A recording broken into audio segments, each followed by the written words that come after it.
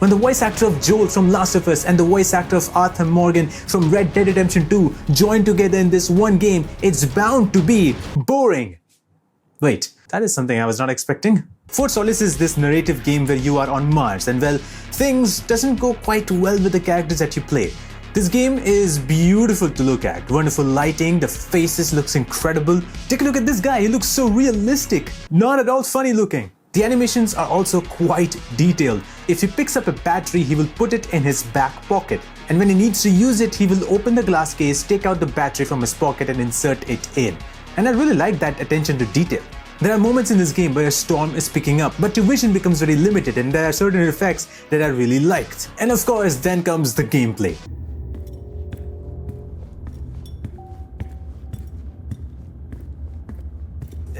Yep, that's what we do the entire game. We just keep on walking.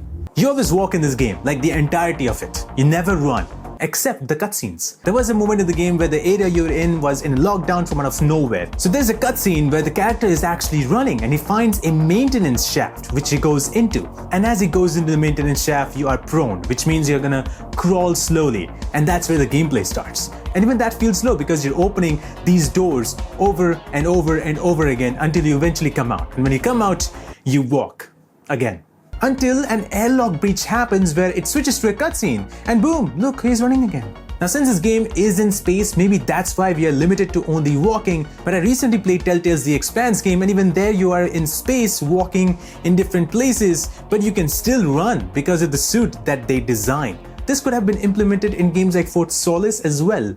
The game had this conversation between you and Jessica, another character that you will eventually meet. And the conversations between these two characters are really good and really fun to listen to. You can tell that they have been talking for quite a while and that keeps you company, but not all the time. You go around looking for items, watching the recording, listening to tapes, and that's pretty much it. There are a handful of moments that are interesting, but the rest of the game was just this and some conversation. Now there was another game called Firewatch where you would be walking and the only thing that drives that game was the conversation between you and the other person. And the conversations were so good that by the end of the game, you actually wanted to meet this person. You really started to have that bond. And because of these two voice actors' performance, it really connected the players and the characters very much. And while the conversation of Fort Solis is great and the voice acting is amazing, it is actually driven by graphics and animation and not the conversations. Since the game is heavily focused on making these animations as realistic as possible, it felt slow. Whether it's you walking down the stairs, which was the slowest of them all,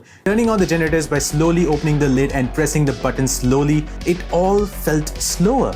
Now if the story was good enough, we could have easily gone past through these animations and slower movements.